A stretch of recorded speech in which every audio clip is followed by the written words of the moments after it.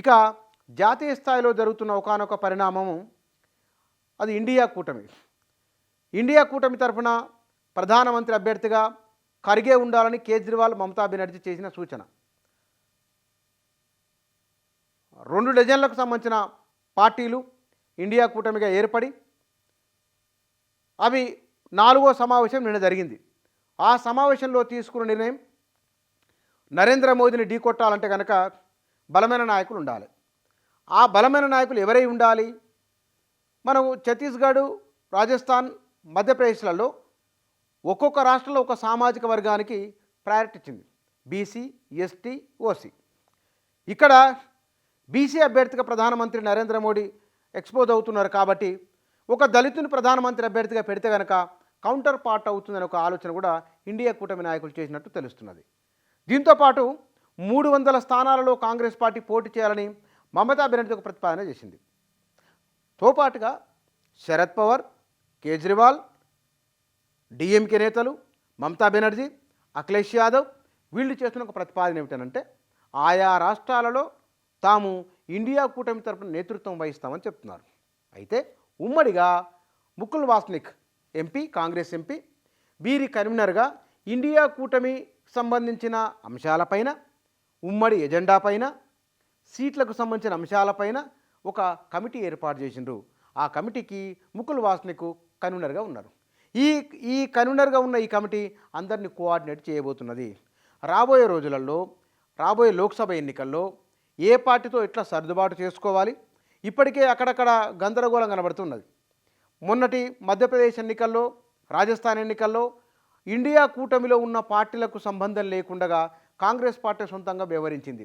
దీనిపైన అరవింద్ కేజ్రీవాల్, మమతా బెనర్జీ, అఖిలేష్ యాదవ్ తీవ్రస్థాయిలో విమర్శలు వ్యక్తం చేసిన వాళ్ళు. ఈ వ్యవహరిస్తున్న తీరు బాగాలేదు కాంగ్రెస్ పార్టీ. మనం కలిసి వెళ్ళాలనుకున్నప్పుడు నరేంద్ర మోడీని ఢీకొట్టాలంటే కనుక అందరం ఉమ్మడిగా ఐకమత్యంగా ఉండాలి. కానీ కాంగ్రెస్ పార్టీ ఏకపక్షంగా వ్యవహరిస్తున్నది, ఇది సరైంది కాదు అని వారు అన్నారు.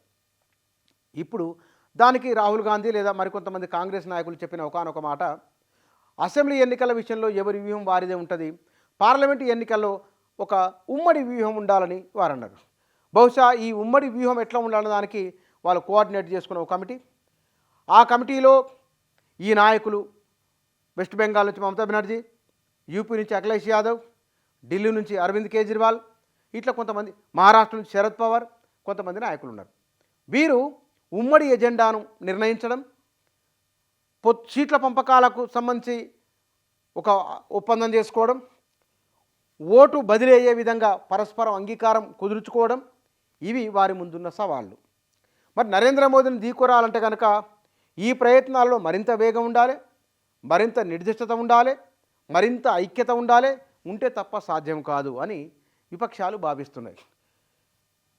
ఢిల్లీ కేంద్రంగా జరిగిన సమావేశం చాలా రకాల అంశాలపైన చర్చించి మల్లికార్జున ఖర్గే ఇండియా కూటమి తరపున ప్రధానమంత్రి అభ్యర్థి అనే ఒక మెసేజ్ను దేశవ్యాప్తంగా చెప్పగలిగింది, ఒక అంశాన్ని చూపగలిగింది.